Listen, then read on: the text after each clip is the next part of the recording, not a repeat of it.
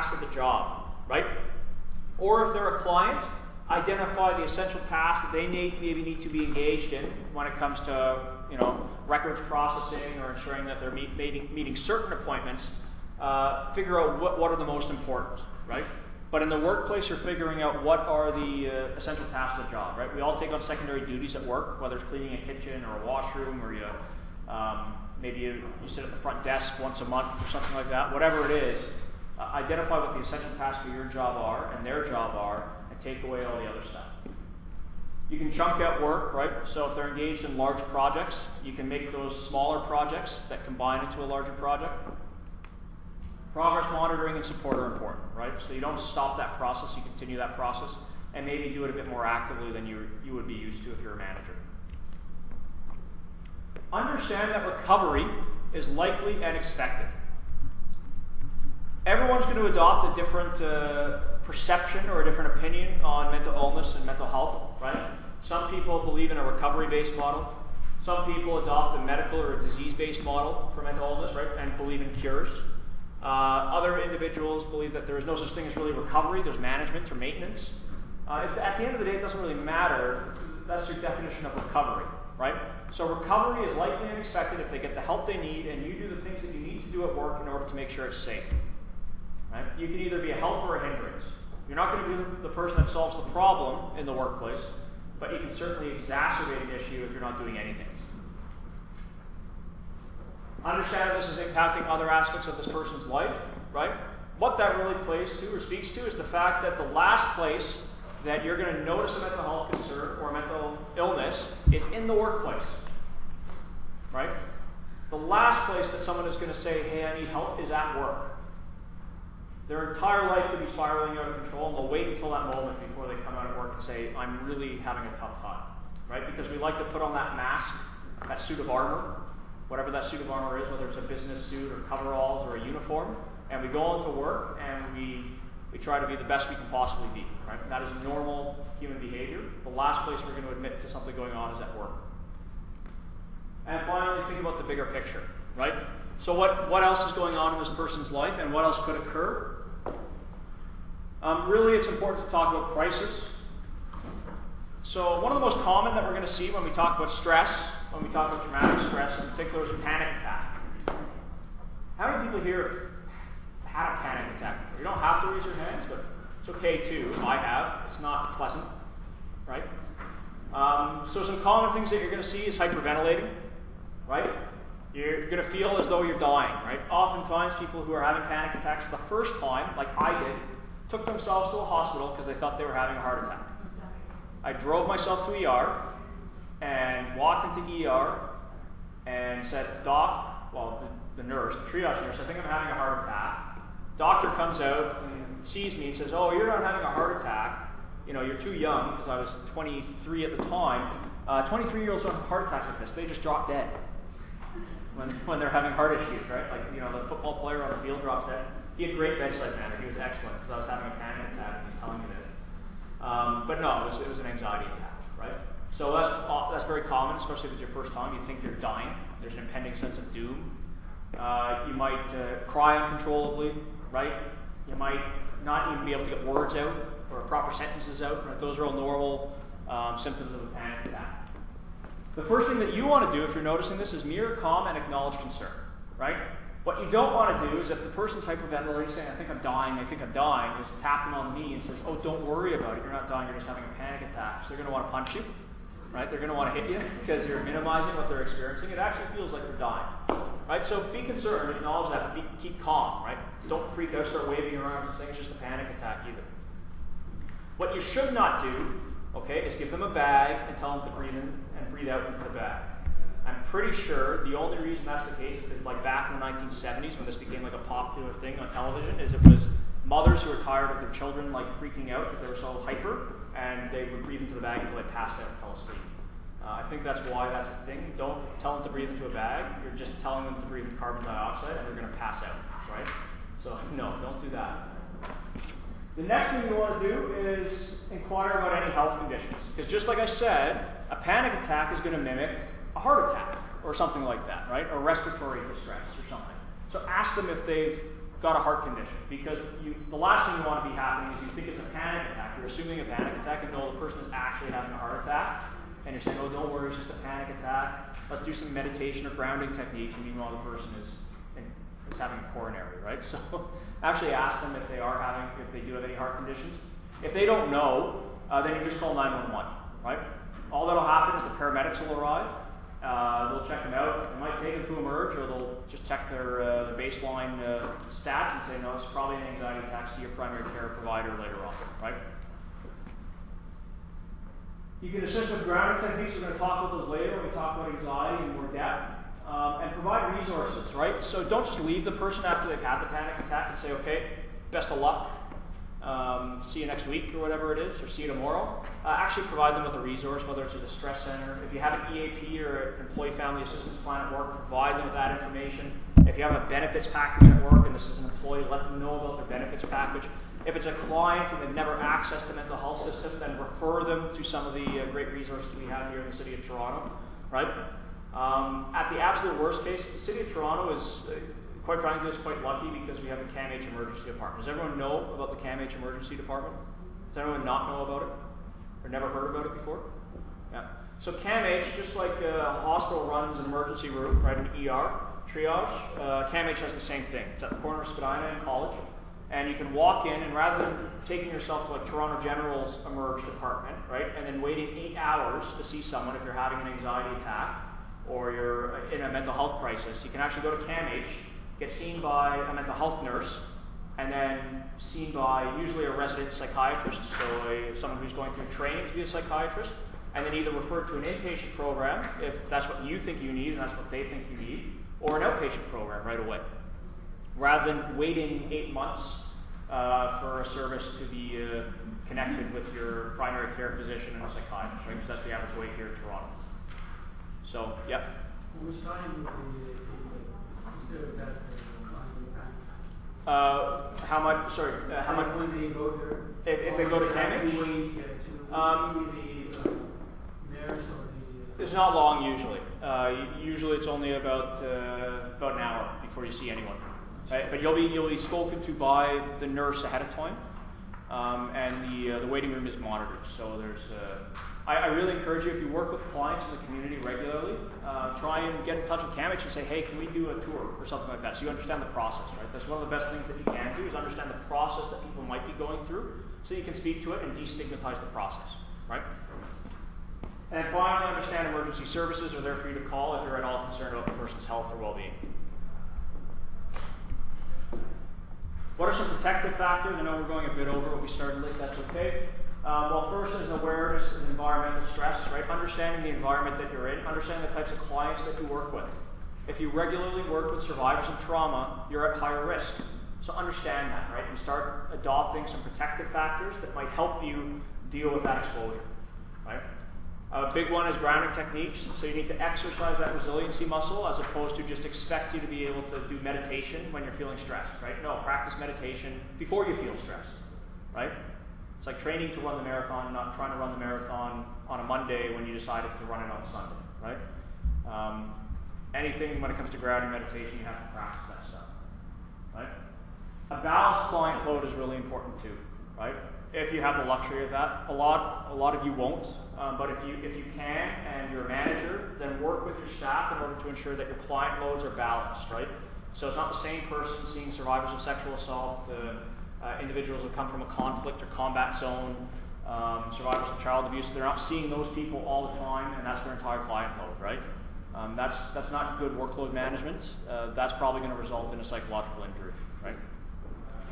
And then having a sense of meaning or purpose in one's work as well is huge, right? If you take meaning and purpose out of your work, you're more likely to maintain, if you go all the way back to the beginning of the hour, remember I talked about schema and how the rupturing or the severing of that schema is what causes vicarious trauma. If you have and continue to have purpose in the work that you do, you are more likely to be protected against that rupturing or separation. So that ends it for the beginning. We're going to take 5 minutes so people can go to the washroom, grab a coffee, walk around and stretch. If you have a question, feel free to come up and ask me, or you can stay until when we reconvene at 11:20.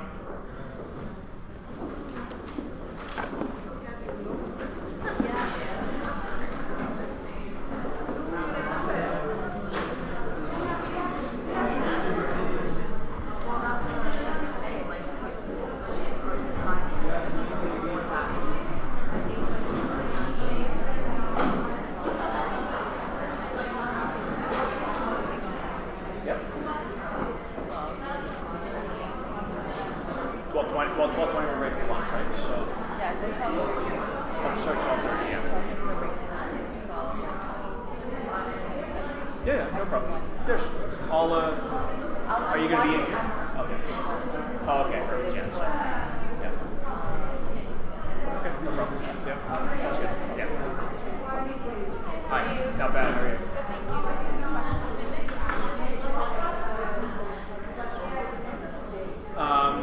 I think this is being recorded, right? And it's going to be accessible for. Yeah. Could be. Is that what you're asking? Yeah. Yeah, so it'll be through a casting. Yeah. Sorry.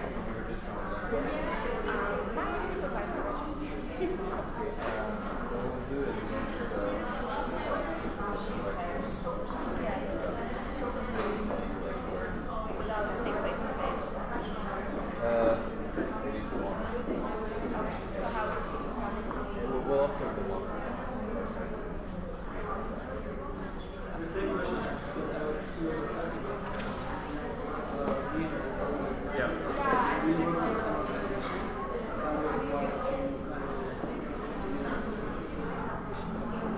Yeah, so there's Or we can look over if I just yeah, no. I would rather Absolutely. So they are recording. The other option is if you have a business card, I can email you the PDF. But the problem is you don't get as much context, right? So there's some stuff that's. But happy to do that. If you have a business card, I can do that. Or I can give you mine. Actually, here I'll give you mine, and just send me an email, and tomorrow I'll respond to it with PDFs. Yeah. No problem. You will not take any credits. No.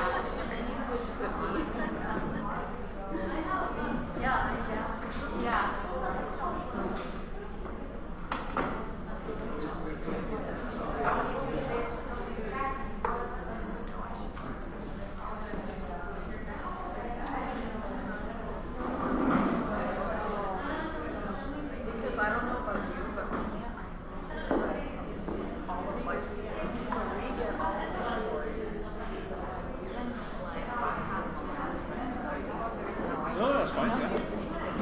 No, that's fine. Yeah. Okay.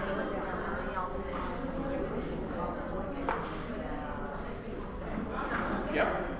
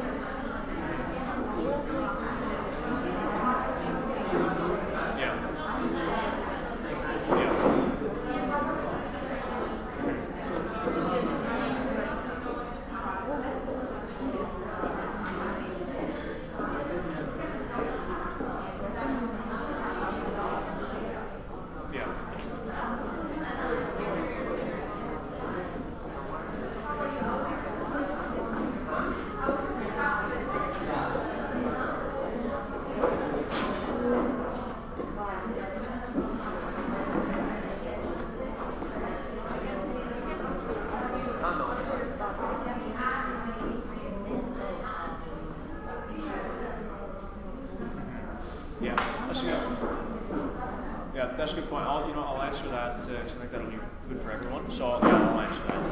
Yeah.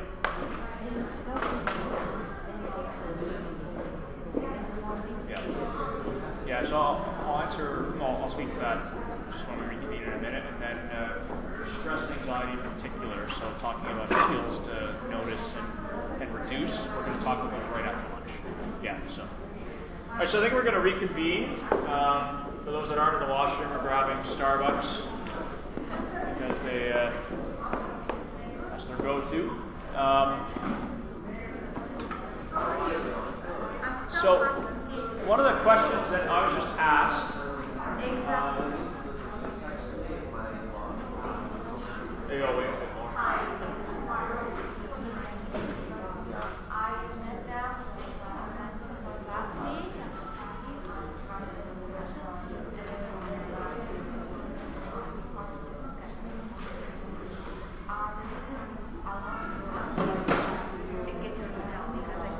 Okay, so let's be conscious of time. I'm going to kick off. So one of the questions that I was just asked was, and I will ask if you're on your phone or if you're having a conversation, please have that conversation or phone call just outside. Okay?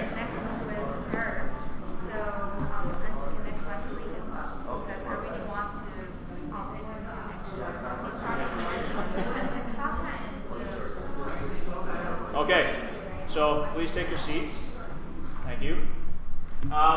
So one of the questions I was just asked is noticing signs of post-traumatic stress. So we're talking about vicarious trauma, secondary traumatic stress, right? Which is a transference of the traumatic experience to a listener. I was asked about post-traumatic stress and noticing that. So a couple of things to be aware of. First of all, that just because someone experiences a traumatic event does not mean that they are necessarily going to experience PTSD, right? Typically, the typifying indicators that someone is at higher risk of PTSD is, first of all, they are an adult. Okay, so children have certain protective factors in place that we see lower rates, despite the fact that we pull them out of combat zones or refugee camps. But adults typically don't have that protective factor in place for whatever. Well, it's a multitude of reasons, but adults overwhelmingly experience PTSD at higher rates than children. The second is typically it's not automatic. Right? It's very rare to see someone experience a traumatic event and then a week later experience PTSD or symptomologies associated with that 4-symptom cluster. It's about 3 months later, on average.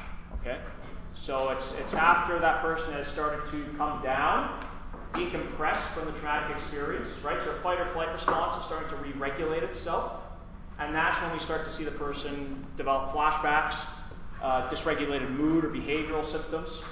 Right, engage in maladaptive social processes or social behaviors. That's when we typically see those kind of things, have intrusive thoughts 3 months later.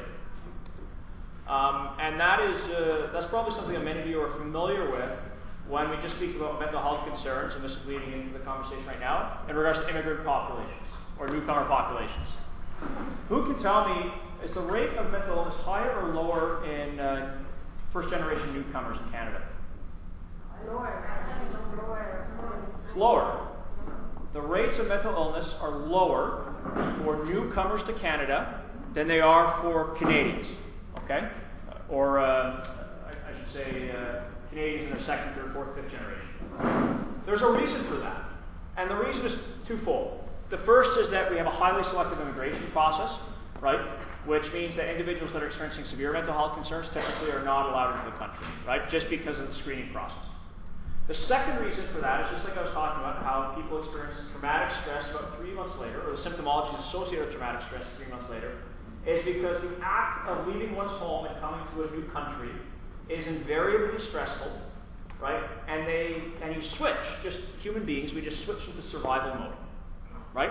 So we're worried about all these other things that are normal parts of life, right? Like finding a school for our kids to go to, right? If we have a non-traumatic immigration experience, right? So finding a school for our kids to go to. Finding work if we don't already have work, or maybe just getting used to the new job that we found before moving here, right? Finding a home to live in, right? Where's the community we want to live in? We have no clue the difference between Riverdale and the beaches and downtown Toronto and Parkdale, right? That means nothing to someone coming from India or someone coming from Pakistan. It's just labels that we give to neighborhoods, right? So you're sorting all this stuff out in the first year, right? And it's after that first year that people start to arrive at doctors' offices saying, I haven't been able to feel happy for 6 months. Or I haven't been able to feel like I can relax for a year and a half. Right? It's after that first year. So despite the fact that the rates are relatively similar from an epidemiological perspective, it's the first year we see lower rates, especially in first-generation Canadians, or first-generation newcomers. Okay? So that, I hope that answers your question a little bit. We're going to move on to a conversation about mood and depression. So I'd like everyone to take a look at the picture and tell me what you see happening. I apologize if it makes you dizzy. It makes me dizzy. That's why I'm looking at you instead of So what's happening? It's moving? Yeah? Okay. Is that like a GIF or a video, however you pronounce it, GIF, video, or is that an optical illusion? It's an optical illusion, right? I'm not trying to trick you. Your brain is telling you to process it as things moving. What I'd like you to do now is take a look at one of those dark circles, right? So within the concentric circles that are kind of spinning around, take one of those dark pinpoints and focus on that and tell me what you see now. Does everything stop? How many people see everything stop? Raise your hands. Okay, so about 80%. How many people see things still moving but some have stopped? Okay, and about 20%. Yeah, that's pretty typical. All right, so it's different for everyone. But what I'm trying to get across is just because we focus on one thing doesn't mean that everything stops necessarily, right? It's going to be different for different people depending on how they experience and perceive different things. So it's all about perception, right? So let's take this to the workplace now. If someone is experiencing depression in the workplace, and the workplace starts to address that, right? So they give them maybe flexible work hours, maybe a few more breaks. Maybe they allow them to see doctors during work hours, stuff like that. All good things that a workplace should do. Is their depression going to be fixed? No, right? You're helping support them, but it means they still need to do a lot of work outside of work, right? Or outside of their employment. So just because we focus on one thing doesn't mean that everything else stops spinning, right? Things will still continue to spin. Things will still continue to move. The minute we lose focus on one thing and move over to another thing, that thing might start moving again a little bit, right? It's all about perception, and it's also all about how we take a look at the big picture, right? So again, bringing you back to the mental health work spectrum, right? Just to reorient you to it. Talk about balance, that sense of standing on the fulcrum and the spinning top continuing to rotate, right? Not wobbling. We call balance. That could be a definition of maybe good mental health, right? The experience of good mental health, if we call balance that, right? Is that level 5?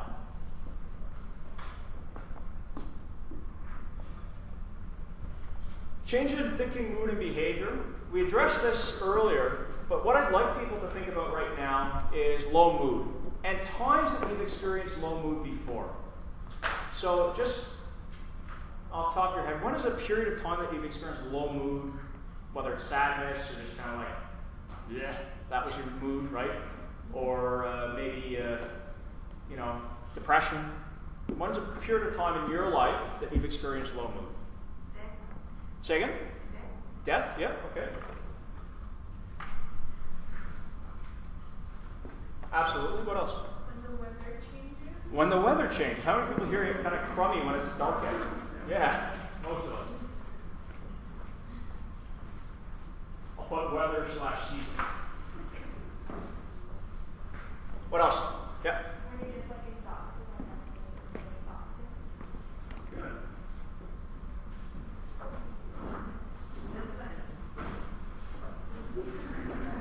What else?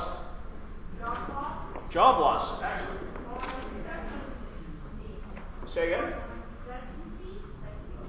Uncertainty, yeah. Yeah, so I'm maybe they are expecting cuts. Yep. At any transition period of your life, like you are moving from one stage to another.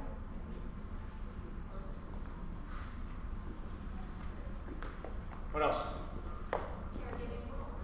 Caregiving? Absolutely, good.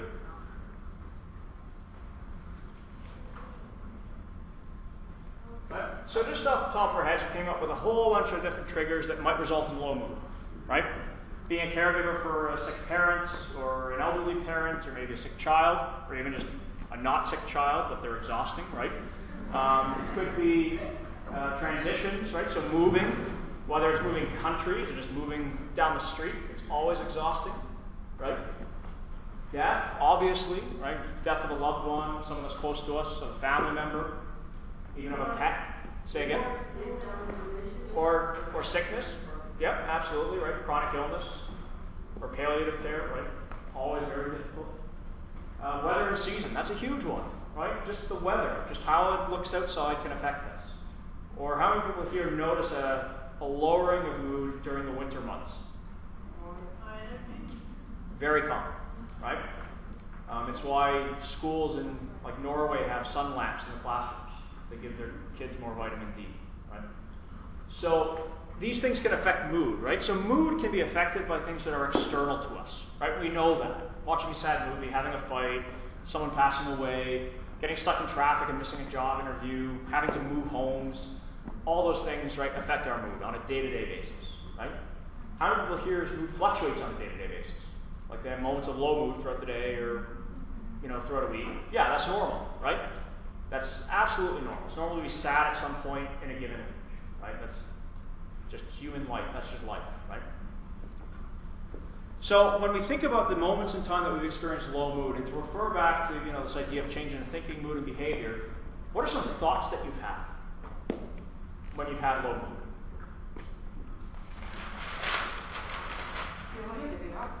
You lose the meaning of life. Okay, so That's the lack of very, meaning. very negative part of it. You say, why I'm here? Why these things happen to me? Absolutely, yep. I feel like giving up. Giving up, yeah.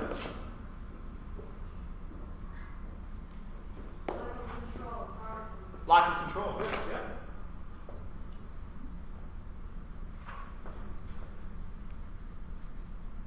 What else? Negative thoughts in general. I'm not able to think it. Yeah, good, right? So, again, those cognitive distortions that I talked about, right?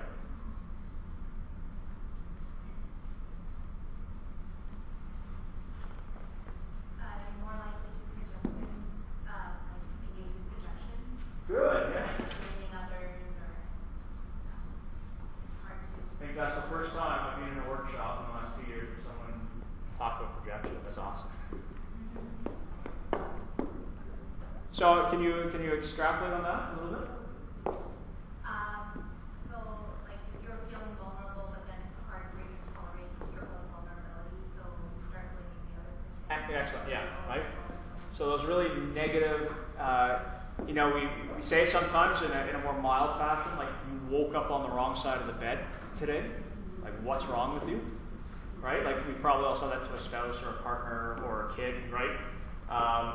That's an example of projection, right? So an internalized feeling is now projecting itself onto another because you're unsure how to deal with that, right? Again, I'm going to be really tough on men. We do it all the time, right? What else? What are some other thoughts that we might have? Changing thinking because of low mood. Lack of focus and not finishing the work that we planned that we are going to complete.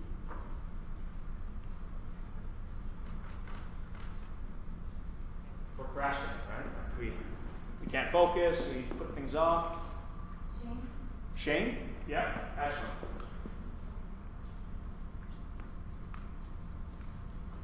Shame, guilt, those are all things that you might experience in the context of something a bit more serious like depression, right?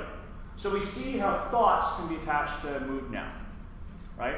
And kind of behavior as well. Like projecting, that's procrastinating, those are ways of thinking, but also behaviors that we might notice. I'd like you to take a look at this picture now. It doesn't make me dizzy, so I'll actually look at it. And what do you see? Say again? Squares, okay. Anything else? You see a fence, okay. A prison, okay. What about in between the lines, at the corners of each square? What do you see? Blinking or dark? Seems dark, yeah. Okay. Again, did I color it? Did I shade that in to trick you? Because I'm mean? No, right? It's an optical illusion again, right? So our perception and how we perceive our environment can change how we feel about something or look at something, right? And even, it's not, this is not a Rorschach test or something like that. So I wasn't looking for necessarily things like prison or bars or, right? But that can always be indicators of how we're thinking or how we're feeling at that moment in time, right? Maybe it feels like I'm imprisoning you here listening to me talk. I hope not. But our perception of things changes how we look at things, right? And sometimes it's important to look beyond the dark spots and see outside of that and to see the context in which they're occurring, right? And to maybe address the context as opposed to just the thought. So what is mood? Well, mood is characterized by how we feel, right? At one point in time, either recently or not so recently, we were a moody teenager, okay, in some way, shape, or form. And a healthy mood responds to, copes with, and recovers from our circumstance, right? So mood is meant to fluctuate. It wouldn't be mood if it didn't fluctuate, right? We'd be robots. So, is it normal to feel sad sometimes? Yeah. Normal to feel really happy sometimes, like super happy. Yeah, right? Birth of a new child, buying a new home, getting into the school you wanted to get into, or your kids getting into the school that you wanted them to get into, whatever that might be, right? All things that make us feel happy. Right? Is it normal to just be kind of like, I'm just okay, not too happy, not too sad, just in the middle? Yeah, that's normal too, right? A mood disorder occurs when a barrier interferes in that process from regulating, right? So something is preventing our mood now from regulating, whether we're at the high or we're at the low, right? Or we're flipping up between the two and we can't seem to come back to center, right? And the most common mood disorder that we see is depression, right? Or a form or version of depression, right? And there are a few. So we have major depressive disorder. That's depression that most of us have probably heard about, right? What we call depression now, just in common vernacular. There's dysmia, right, which is a kind of more mild or moderate form of depression, but typically lasting a lot longer, right? There's bipolar disorder, right, which is a dysregulation of the mood response, where you see peaks and valleys, or peaks and troughs, right? So the experience of mania and severe depression in bipolar 1, or the experience of hypomania and severe depression in bipolar 2. There's cyclothymia, right, which is a more mild or moderate form of bipolar disorder. You have seasonal affective disorder. How many people heard of seasonal affective disorder before, right? So changes in mood based on the time of year, right, or the season. So many different types of mood disorders, right? There's more that I haven't mentioned, stuff like schizoaffective disorder and stuff like that. But there are many different types of mood disorders, and it's because mood is so complex, right? The way that we feel about things can be very complex. So, we kind of talked about it earlier, sometimes that we felt low mood in everyday life. And what I'd like to do is ask, what about some points in time that we've experienced positive mood? Might have you been happy or positive? It doesn't have to be happy, but have a positive mood. So what was going on in your life at that point? Accomplishing that goal that you had. Meeting a goal, yeah.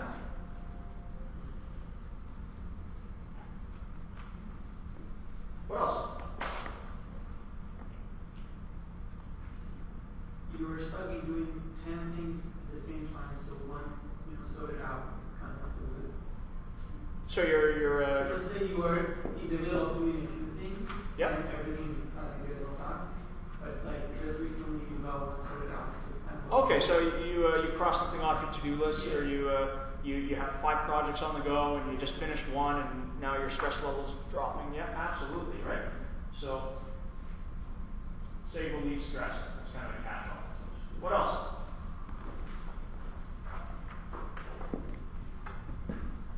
Anyone here? Yep. Helping somebody who's vulnerable. Helping someone, absolutely, right? So could be something pretty like a big deal, right? Or it could be something pretty minor, like helping someone move, or reading to someone when they're sick in hospital. Learning something new that you can apply. Learning something new, yeah.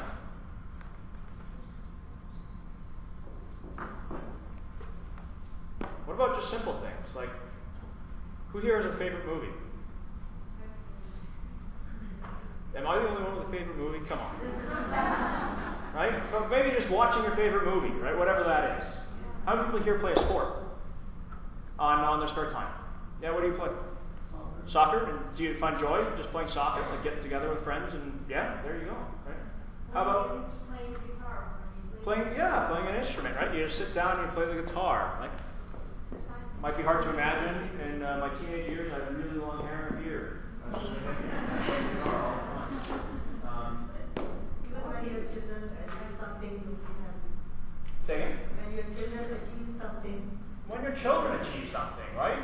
Or your children just say something funny and you can't stop laughing, right? Like you're like, where the hell did that come from? Right? Having social connection, social life.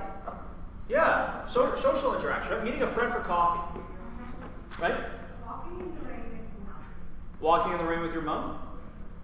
Oh, by yourself, okay. It was good too, yeah. Cooking, yeah. How many people here get a lot of enjoyment out of cooking? Or maybe eating someone else's cooking? Yeah,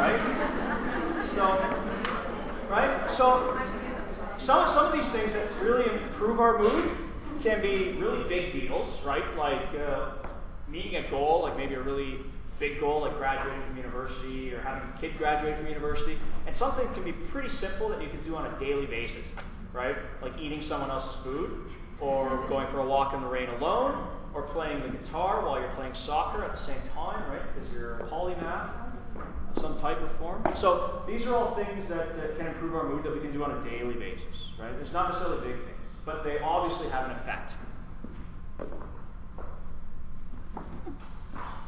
So what happens when our mood is dysregulated, or there's a barrier preventing us from experiencing nice things happening, right?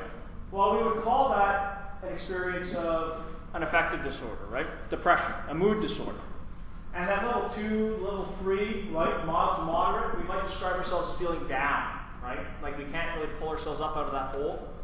We might describe ourselves as depressed, right? It's no longer used just in a purely clinical sense. A lot of times people will just say, I'm so depressed today, right? Even though they're not actually experiencing clinical depression. We might find ourselves less active, right? So for those of you that, how many people play musical instrument? Just the one? Yeah. How about play a sport? Okay. Would you? Are you more likely to play soccer if you're feeling kind of down that day, or are you less likely? If you're feeling down, would you think that you'd go play soccer, or would you probably stay home? Depends on the team. That's a good answer. But a lot of the time we tend to, when we're feeling really down, not engage in the things that make us happy, right? Might feel insecure, right? Oh, I'm feeling so down that I'm obviously not much fun, right? I must be a terrible partner to my spouse. Or, my kids must be noticing that I'm feeling this way or acting this way, right? Or, oh, work is going to start to notice that I can't concentrate and they're going to fire me, right? So we start to get really insecure. We start to disengage, right? So we don't go out with friends anymore, don't really engage in the work as wholesomely as we usually would, might not call people on the telephone that we'd normally call. And then we start to actually disconnect, right? And that's both a purposeful or an active process on our part, but it's also an active process from society's perspective, right? So the less you start to go out with coffee with friends, the less likely they are to call you next week and say, hey, do you want to go for coffee? Or do you want to come over to this party? We're cooking some food. Or do you want to come play soccer with me, right? If you start to disconnect, they're going to start to disconnect as well. Right? So we see that in mild to moderate depression, those kind of symptoms, right? When crisis occurs is when we spend too long in that state, right? So we've spent months maybe, or maybe even years in some cases in that state of level 2 or level 3. And now it's a lot easier to move into crisis when something bad happens to us, right? And crisis, again, that could be severe depression. That is the kind of depression where you do not get up out of bed, right? For potentially days at a time. Or the kind of depression where you can't even bring yourself to shower and brush your teeth because that seems like it's so much effort. Or the kind of depression where you haven't left the house in 6 months, right? You might experience lots of suicide, right? Or suicidal ideation. And you might experience psychosis, right? So just like we talked about earlier, psychosis is it's a response that can occur in the context of something like depression, right? Typically hearing voices. Anything anyone would add to either level 2, level 3, or crisis? Does that make sense to people? Yeah?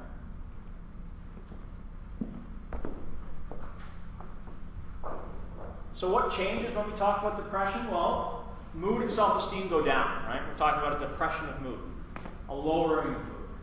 Patience tends to go down, right? It's a lot harder to engage in things that might be a bit cognitively challenging or might take a bit of time for us to figure out, right? We're not going to engage in that kind of stuff. Energy is going to go down, right? We're going to sleep more. We're going to be less active. We're not going to go out as much. Productivity is going to go down, right? It's going to be hard to work. Concentration, down again, right? Hard to concentrate on things. Hard to, if you have to write an exam, you can imagine how difficult that would be, right? Weight's going to fluctuate, right? So you might increase in weight because reading patterns are off and your exercise patterns are off, or you might lose a lot. It depends on your personality, really. And then finally, sleep is going to fluctuate, right? Some people sleep way too much, like 13, 14, 15 hours a day, and then other people will get 2 hours of sleep. Or they'll get 8 hours between when they go to the bed and get up from the bed, but they're up and down throughout the night waking up, right? And sleep's going to fluctuate as well. What are some risk factors? Well, the first is family history. We know there's a genetic component to depression. Okay, so you're at a higher risk if a parent has experienced depression or a sibling has experienced depression. You're at a very high risk if both parents have experienced depression. We know there's a genetic component to major depressive disorder and most mood disorders, right? Past experiences. So depression is a lot like an injury, right? I talked about my hand earlier on. And it's not uncommon for a person's trajectory who might experience depression to look like this. You experience a period of severe depression in your late teens, right? So maybe 17, and you're really down. You're having trouble going to school. Get up in the morning, right? Your parents are always shaking you awake. You're disconnecting from friends. Maybe being really self-destructive, right? And then you start to get over it as you age a little bit, right? So you're 18, 19, you go off to university. You're having a great time. You're doing really well in school. But then you start to look towards graduation, and then you hit another low, right? Except this low isn't lasting only 6 months, it's lasting maybe a year, right? And then you start to pick yourself up from there, and you find work, maybe you meet a significant other, move in together, right? And then you're in your late 20s, and you're experiencing a career change, and then you go to another low. And instead of only lasting 6 months to a year, this time it's lasting 2 years, right?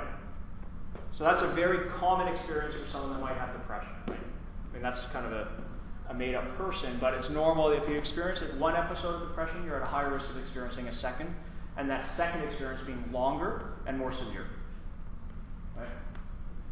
And then finally, the work environment. The work environment is a huge component of how we feel and how we interact with people around us. Right? For children, we talk about the school environment. Right? It's one of the reasons why CMHA runs this program. It's because we have programs for kids in school. But where do adults spend most of their day? On work, right? So this is why we come into the workplace to do stuff like this. And the work environment, how many people here have felt burnt out before?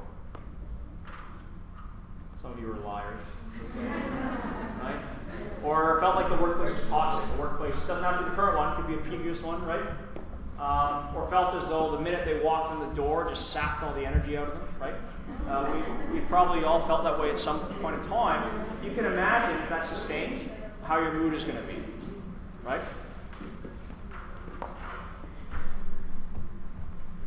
What are some treatments? Well, first and foremost, overwhelmingly in Canada, your first treatment is going to be through your primary care provider, and it's going to be a pill.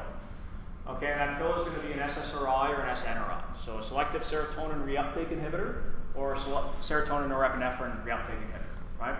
Typically, you'll try one or two, and if they don't work, they'll end up referring you out to a psychiatrist. Overwhelmingly, that is our experience of the mental health system here in Canada. It's unfortunate, but that's what happens, right?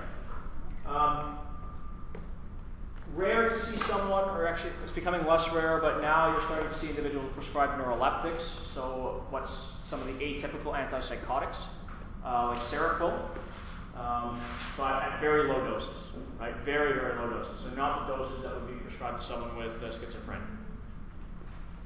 Psychotherapy, so cognitive behavioral therapy. That's probably considered the go-to therapy for clinical depression, and probably the most effective. When we take a look at individual and epidemiological results between psychotherapy and medication, the two after 10 years of time are the exact same success rate.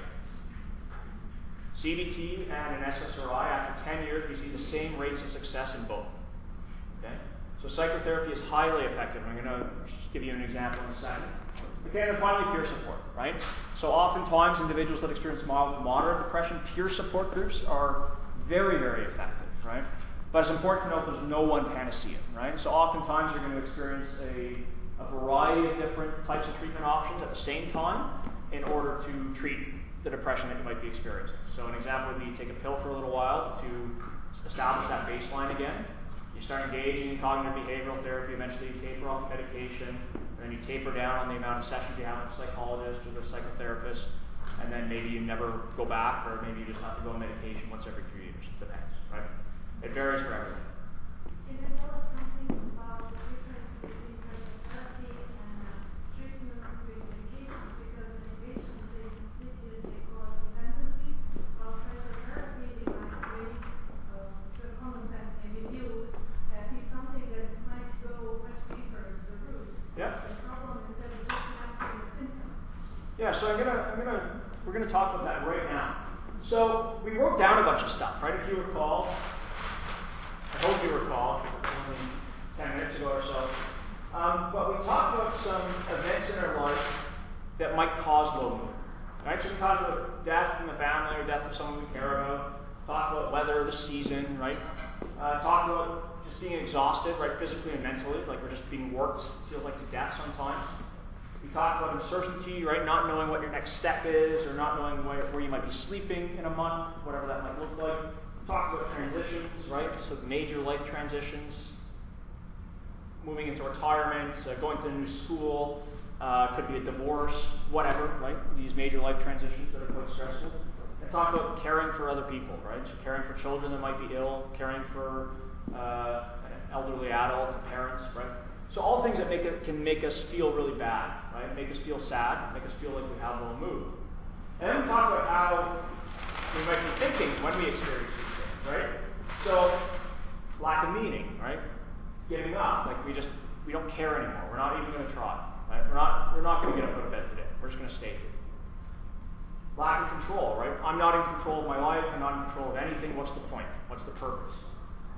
Cognitive distortions, right? So just having a negative thought pattern, right? Being stuck in that negative thought pattern, being unable to extract yourself from it. Projecting on others, right? Yelling at people when they're asking, hey, do you want to come out for coffee? You're saying, like, why would I come out for coffee? You're not worth my time. Stuff like that, right? Procrastinating, right? Putting stuff off. Feeling shame, like you're not worthy of other people's attention or love, right? These are all things that we think when we're depressed, or if you experience depression or have experienced depression. But then I kind of turned it around, right? And I asked you, what makes you happy? And you gave me more than 4 things, but big 4 are meeting a goal, right? Relieving stress, figuring out how to get rid of a stressor, helping someone else, right? You know, giving someone a coffee one day, or maybe reading to them in the hospital, or, you know, helping your kid with homework, or a niece with homework, or, you know, taking your sister's baby out for a walk because they're just exhausted and they need a break. Learning something new, right? Learning a new language, or going to school and learning something new, right? These things that make us happy, right? So what CBT does, what cognitive behavioral therapy does, is it meets you where you're at, which is you're having those really negative thoughts, right? You're not worth it. There's no point in anything. Life is meaningless, right? And it asks you to do one of the things that maybe would have traditionally made you happy. And we're not asking you to change necessarily how you think right away. We're asking you to change, just do that. So very, very typical you'll go to a psychologist, you'll have a few sessions, they'll say, you know what, this week I want you to meet a friend for coffee. They've been bugging you for weeks to do this. Go out and meet them. And then write in your journal how you feel later on. And after you do that enough, you're going to start to notice that your journal, if you're keeping a mood calendar, right, you're going to go from like a 1 to maybe a 3, and then a 4, and then a 5, and then a 6, and then you're going to be saying, holy shit. Sorry. How did I get here, right? And it's just by changing the way you were acting, right? And engaging in some of the things that traditionally made you happy, right? So when I went to CBT, the first thing that the doctor said to me was, you love running and you haven't gone out in months. So I just want you to go for a run, right? Or I want you to play the guitar. You haven't picked up the guitar in the longest time. Just take an hour and play the guitar and then tell me how you feel later on, right? Or go for a walk. Right? Go for a walk with your spouse, or go for a walk with a friend, right? Go see a movie, whatever it is, right? Really minor things that we can all engage in, and it works after a period of time, right?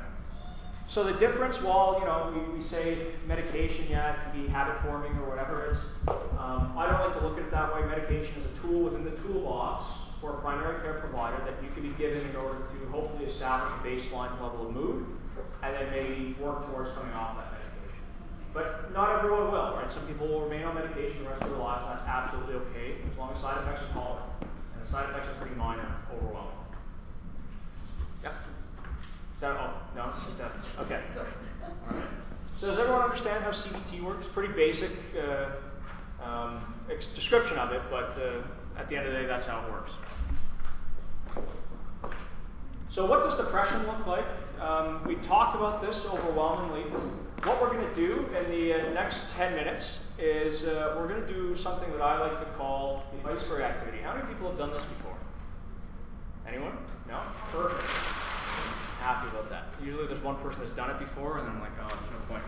Anyways, so we talked about the 3 gears, right? Does everyone remember what they are? What's the first gear? Noticing, right? Intentional noticing, right? Second gear is listening for awareness, trying to get a sense of what's going on with that individual. And then the third gear is collaborating together, right? And so if I were to talk about an iceberg, right, what's that statistic that I'm sure isn't true, but about the iceberg, right? Because 70% of all statistics are made up. So what's an ice? What's the breakdown of the iceberg? Like 10%, 20% is above water, right? The 80% is below, right? So we never see the whole thing. That's why the Titanic's sunk. Yeah. So if we have an iceberg, if we were to draw an iceberg, that's my iceberg.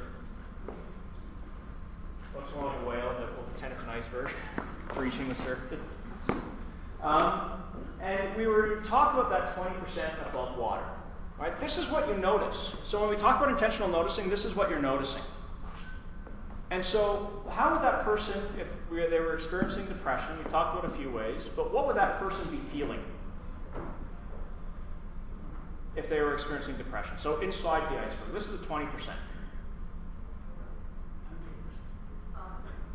Say again? Sad? Yeah, okay. What else? Fed up, yeah, good. What else? Angry? Good. What else? Hopeless. Yeah, good.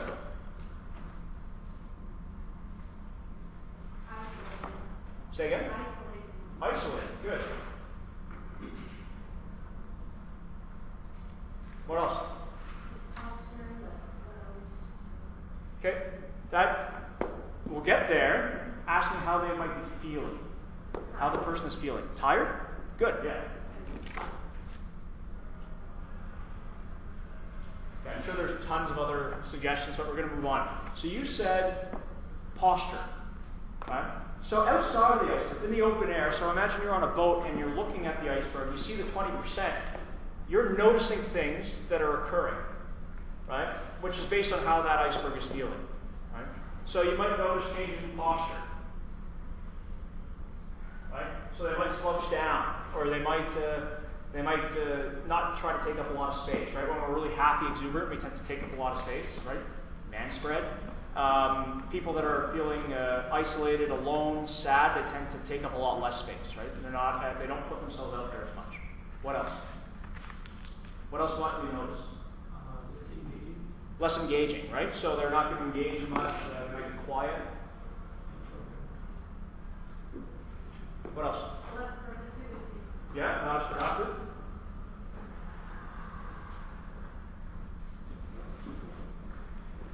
They can be crying. Crying? Yeah, absolutely. That's a big one. They're going to cry openly, or they're going to try to hide it? Yeah, probably if it's in the workplace or it's in public, they'll probably try to go to the washroom, or they'll try to go to a quiet space, right? But you're going to notice that. What else? What else might we notice? Yeah. Sometimes it could be the opposite. They might make it look like they're totally fine, but usually they might give like a one-word answer, like on good. Yeah, good. So they could be very curt in their responses to you, or yeah, absolutely. Very sensitive to the environment and people. Very sensitive, right? So overreactions, right? So a dysregulation of interaction with others. Yeah. Good. Okay, so we can notice a bunch of things about how the iceberg is feeling. Right? Makes sense. So these feelings are indicating certain behaviors that we're starting to notice. So we're noticing behaviors, right? They're crying, they're being really short with us, they might be taking up less space, their body posture has changed a lot, not as active, they're quieter, less productive, right? They're oversensitive, they start to really respond to things. When we say, hey, can you correct this? They maybe break down and cry, or they get really angry, right? Which is not a normal response. That's only the 20%, right? Remember the iceberg, 80% of it is below water. That is only the 20%. So if we dive deeper, right, and we shift into gear 2, because we've noticed changes in behavior, we might want to start listening to them, right? Actively listening to how the person is feeling. So inside the iceberg, I want you to picture that as the things that constitute those feelings, right? They're building up, and as the water gets colder, it freezes on top, right? And the iceberg starts to suck in water and freeze. And so those things that contribute to those feelings, what might they be? Causes. Yeah, causes. What is causing those feelings? Death in the family. A death in the family. Good, yeah. What else? Migration. Migration. Good.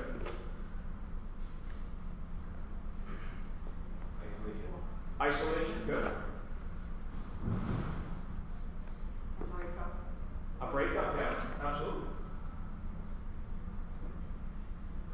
What else? Abuse or torture. Yeah. Accidents. What else? Loss of job. What else? Medical diagnosis. So like their diagnosis on? Yes. Okay, so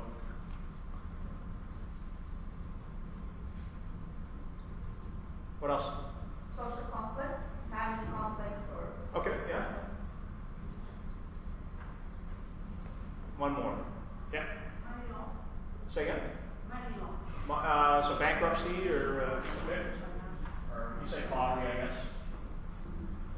Okay, so a lot, right? Are you going to be able to watch someone have a poor posture or really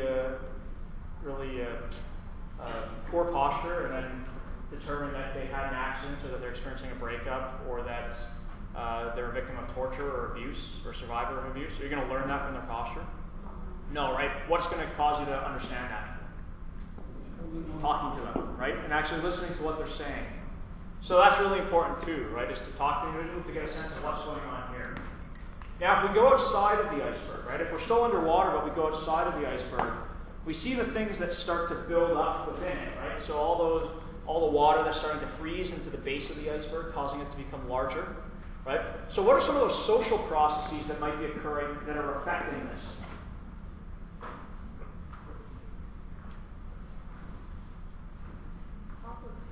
Poverty, good. So it could be personal poverty, but then systemic poverty, right?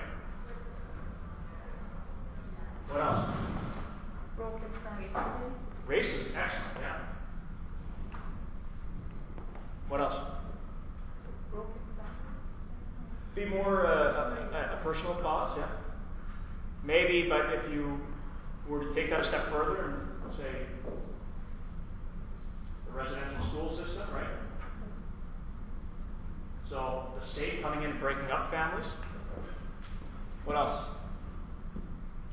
Pressure from social norms or socialism. Yeah, so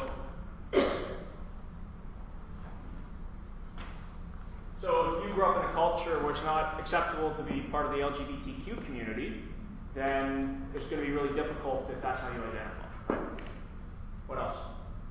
I don't know if it's homesick, especially with the people who come like this. Yeah, so that'd probably be up top, right? That feeling of homesickness, and that might cause them to cry or be short or oversensitive. Yeah. Yeah. But there's some pretty big things right underneath the water that aren't part of the iceberg but affect the iceberg that are almost impossible to change. Right? Almost. I'm not going to say absolutely impossible because they can be changed. Right? But at a systemic level, there are things that affect us and cause us to feel a certain way. Right? So as much as we, on an individual basis, whether you're a clinician, because I know there are a couple in the room, or you're just a community partner, or you might be an employer and have employees that are struggling, you can affect certain things, you can't affect everything. Right? You're not going to be the one to solve systemic poverty or to eliminate the trauma experienced by those who are components of the residential school system, or eliminate racism outside of your workplace. Right? But what can you do? Well, you can affect the workplace. You can make sure that you have a zero tolerance policy for racism in the office. Right? You can adopt an anti-oppressive or anti-racist framework for the kind of work that you do. Right? You can adopt inclusive policies and procedures in the workplace to welcome the LGBTQ community into your organization, as opposed to being an organization that might exclude them, right? Potentially excluding them from the only service that they have access to. So these are all things that you can do in the workplace to affect change, but you're not going to be able to affect systemic change, right? And you have to understand that when you're meeting people where they're at and you start to collaborate, the only change that you'll be able to see is the things that you can actually work together on, right? And so when we talk about working together and we talk about accommodations for depression or low mood, well, we talk about goal setting, right? So someone mentioned achieving goals. I think it was you that had mentioned achieving. Yeah, right. Achieving a goal can make you feel really happy. Setting a goal for an employee and making sure that they have the time able to achieve that goal, that's going to do wonders to improve their mood, right? Wellness plan. How many people here have an occupational health and safety committee at their workplace? Quite a few, right? Do you guys engage in any wellness activities as a team? Do you bring in a service animal? You know you can do that. You can bring a puppy into the office and have a puppy show up for 6 hours, right? Oh yeah, we do it at CNHA. You can contact a local massage therapy school and they'll actually come in and do free neck massages for 5 minutes to everyone in the office, right? This is part of their practice. How many people here go for lunch with other people on a regular basis, right, from the office, right? Why not take 20 minutes of your lunch, and if there's someone in the workplace that does yoga, I'll learn a new yoga position every lunch hour, right? Or if someone practices meditation at work, practice meditation at lunch or during a 15-minute break, right? Have a meditation session, whatever that might look like. So these are all things that we can actually develop and implement in our workplaces in order to make them healthier and in order to teach some of those resiliency skills, right? Positive reinforcement is huge, right? Just letting people know that they're doing a good job as opposed to only letting them know when they're doing a bad job, right? And then finally, progress monitoring and regular support. One of the biggest changes that we see is when organizations give opportunities for development of their staff, we see a reduction in the amount of burnout at that organization, right? Individuals like to feel, human beings like to feel as though they're constantly in movement, which means that when you offer professional development opportunities in the workplace, whatever it might be, it could be attending a lecture, it could be getting a new certification, it could be taking mental health first aid as a course, something like that. It doesn't matter. When they feel as though they're actively doing that and they're moving forward, their mood is going to improve because of that.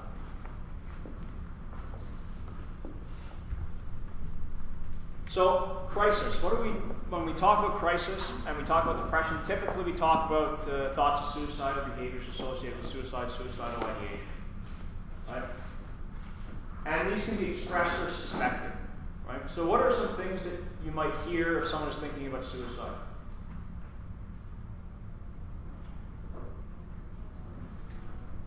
What are some things you might hear? Yeah. Tired of everything. Yeah, okay, so some really negative language, right? What else? The behavior associated with they might start giving away things that mean a lot to them. Right? Let's say they have a guitar that they really love and they give it away to someone. And you're going, why would you give that away? Right? Or they have pets and they get rid of the pets. And they say the pets are going to be better off without me. Or I'm not going to be here forever to take care of them. Right? So those are all indicators and language that you might hear that are going to start ringing alarm bells. Right? They might just come out and say it and say, I'm thinking about killing myself. Right?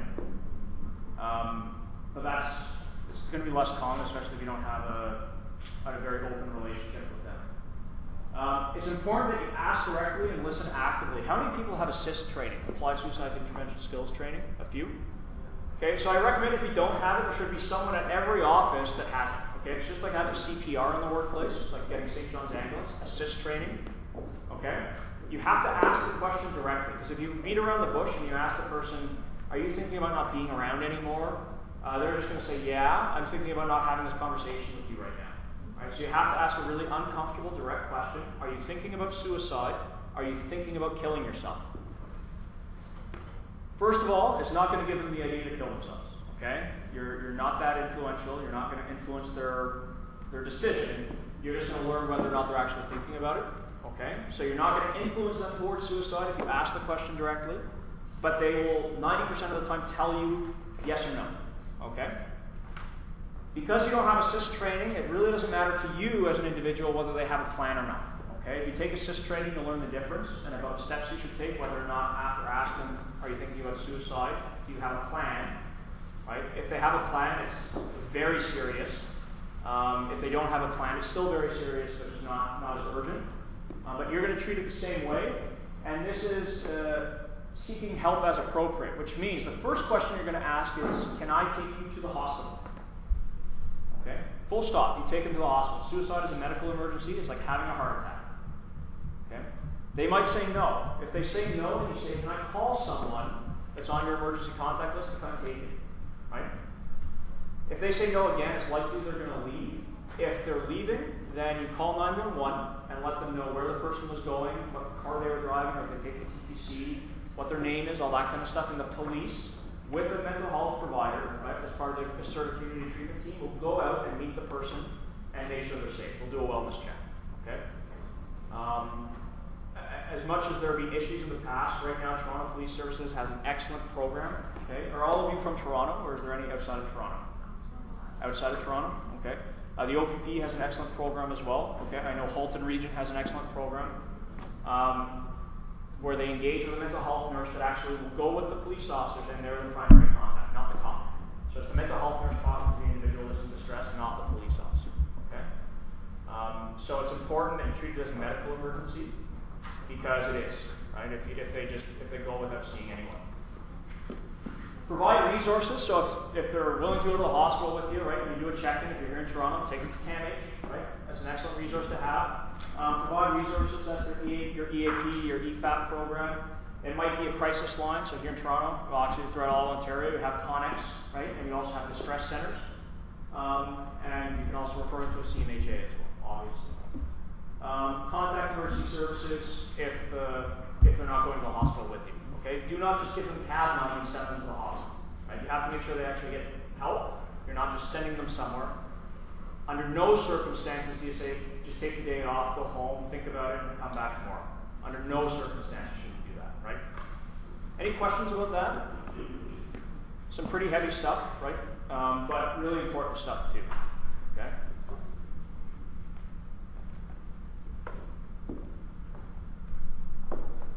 So what are some protective factors, right? We kind of problematize low mood, depression.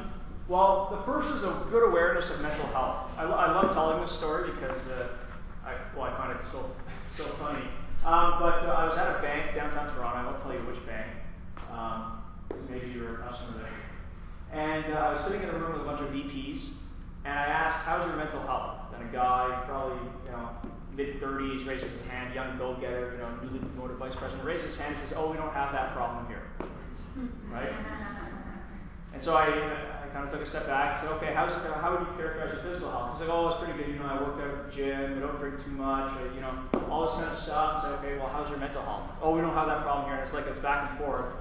And meanwhile, there's the president rolling his eyes in the corner there because the kid's not getting it. Right? Having a good awareness of mental health is really important. Right? Understanding that mental health is separate from mental illness, but also understanding, just like I asked earlier, right? If I had diabetes, does that mean I have really poor physical health? No. Having a mental illness doesn't mean you can't have really great mental health. Right? You can be diagnosed with depression or PTSD or have substance use concerns, right? And still excellent mental health if it's well treated and it's managed. Right? Or if you're in a period of recovery. So it's important to understand that, right? Have a good awareness of what mental health is. Ask for formal and informal supports. What's a formal support? Counseling, yeah, excellent, right? A doctor, going to a pharmacy to pick up a prescription. Those are formal supports. What's an informal support? Family, friends, the workplace, right? Those are all informal supports, right? And both are important. Connectedness to others is important, right? So being connected to your community and to your friends. And then finally, high and reinforced self-worth. Individuals that have high self-worth, that feel as though the work that they do matter, or the things that they do matter, are less likely to experience subsequent bouts of depression, right? So if you recall the earlier presentation, or the earlier part of the presentation, we talked about having meaning in the work that you do. That's going to be highly protective when it comes to depression. And when I say the work that you do, I don't mean work necessarily. It could be work, but I don't mean work necessarily. I'm talking about vocation. Does anyone know what I mean when I say that? So for example, let's say I worked at Starbucks, right? And I was a barista. And nothing against baristas, right? But I wasn't in love with being a barista, right? I made coffees and put things on, like designs on a latte. But what I really loved to do was play in a band. But of course, I'm never going to be John Mayer. But I enjoy doing it. I enjoy doing it, every other weekend or whatever it is. That's my vocation. Starbucks is just paying the bills, right? And some of us are very lucky because our vocations match our employment. But all of us have a vocation that we care about, right? That gives us meaning, that we derive meaning from. It could be anything. It could be being a mother. It could be being a father. It could be being a brother, or a community activist, or an organizer, or whatever it is, right? As long as you have something that brings you meaning, that's what's important, right?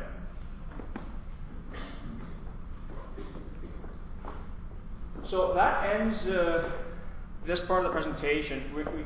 We have an announcement, I think, probably about lunch or something like that in a second. But are there any questions about what we talked about this morning that you want to ask in front of the group? If not, you can ask me privately.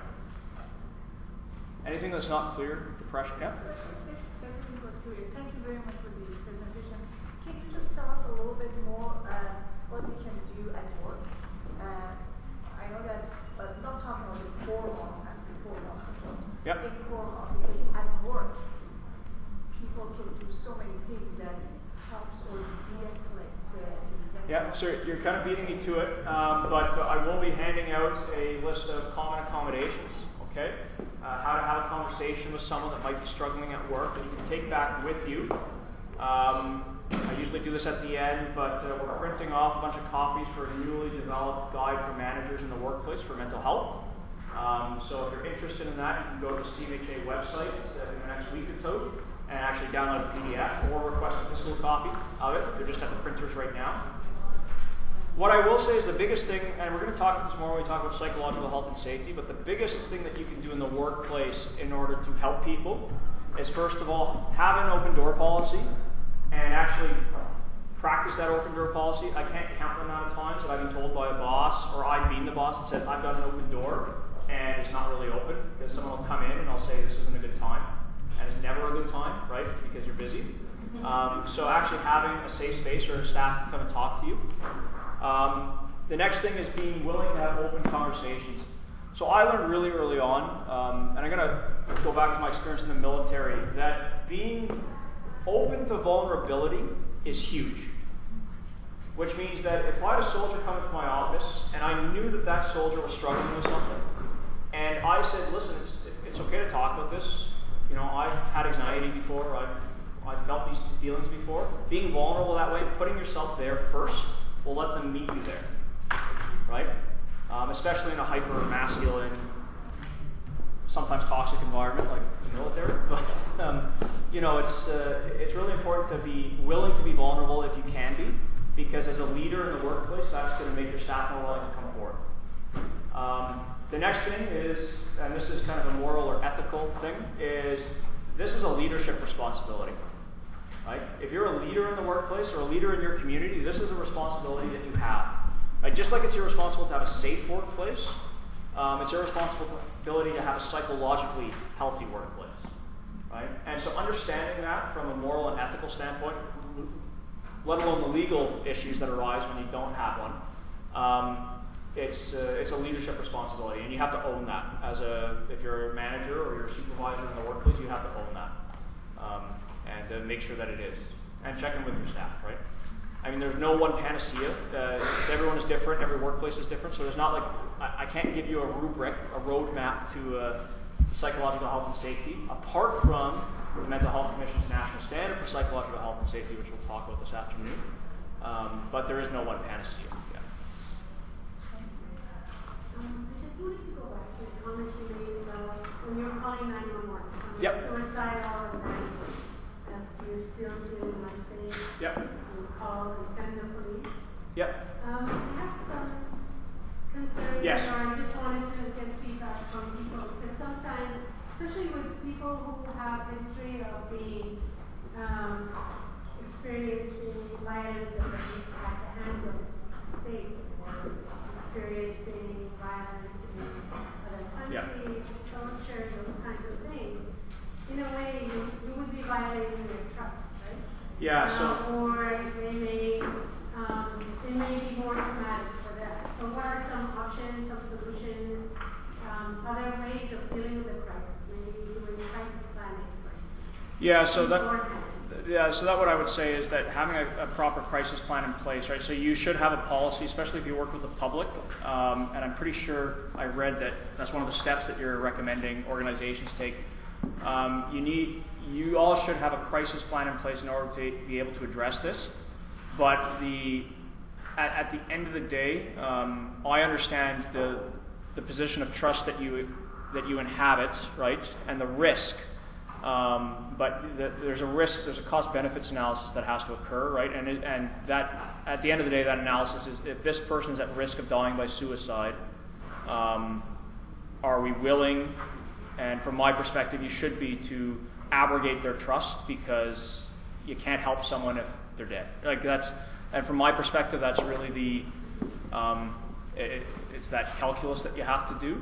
I would say though, if you have systems in place where you're able to avoid potentially abrogating a person's trust, right? Especially if they don't feel safe talking to someone in a uniform or someone in a position of authority or power, right? Or there are legal concerns because of the work that you do that might arise if the police do interact with them. That there's a process in place where maybe you have a social worker always on staff that can speak to the person right away, right? So there's a ways around that, right? But if there's no process in place, then it's got to be 911. There's not really an option for you, yeah. I'm not saying not to. No, yeah, absolutely, yeah. But So, if you have the option of putting other supports in place, like you were talking about informal supports, you can use a contract with them, whether you do their family member or a friend, or making a safety plan with them and getting their agreement. yeah. Sometimes that could work.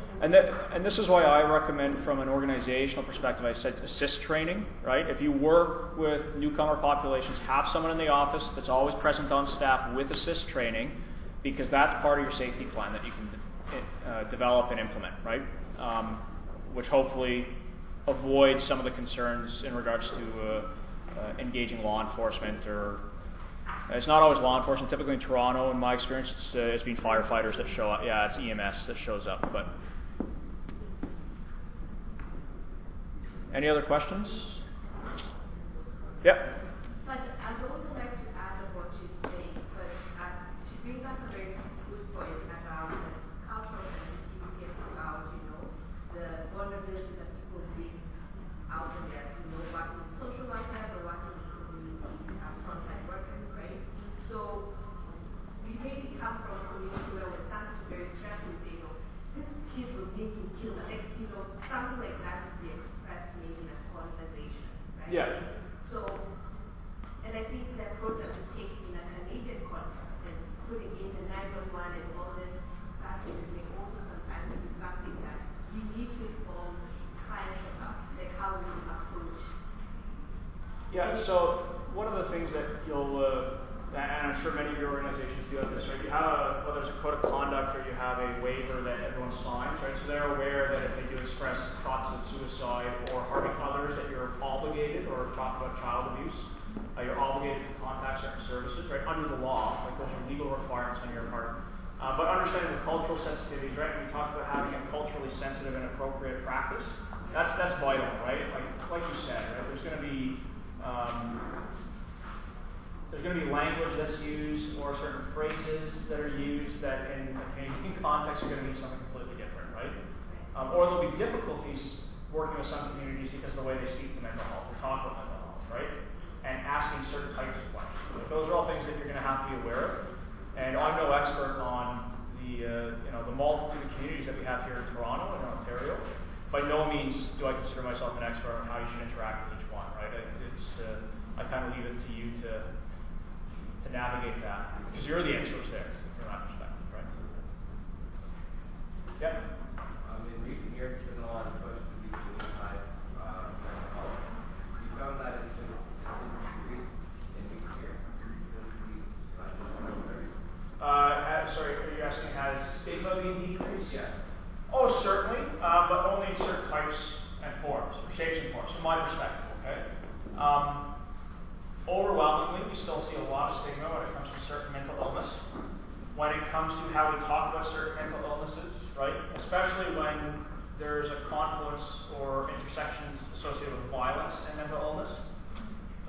We still talk about suicide in a highly stigmatizing fashion, right? We're seeing some change, but you'll often hear the term committed suicide as though it's a crime, right? Instead of died by suicide. We don't say someone committed cancer, right? We say they died by cancer, they died because of cancer. Suicide is a symptom of an illness, right? You should be treated as such, not something that's a crime, right? We're getting better at talking about it. Are we 100% there? No, absolutely not. In some communities, it's worse. And in certain professions, it's really bad, right? Cops still have a lot of trouble talking about mental health. Same with firefighters. So it varies from profession to profession, and actually I should say the human services professions are also very bad. So doctors, nurses, social workers, psychologists, they're bad at talking about their own mental health as well, right? Because they're seen as having to be always there or always present, as opposed to being able to talk about the fact that they might be struggling. So a lot of work still to be done, but getting better for sure, right? I think most people now feel comfortable, at least most kids now feel comfortable going to a counselor at school and saying, I think I might be depressed. And that's a huge leap, right, where it was 30 years ago. So I think there's an announcement. Okay. Yeah. Great. Okay, so I just wanted to quickly, can you guys hear me? No. Hello? Hello. I just wanted to, we're going to be breaking for lunch in about 5 minutes. So I just wanted to, this board is here because I know we've had a long morning.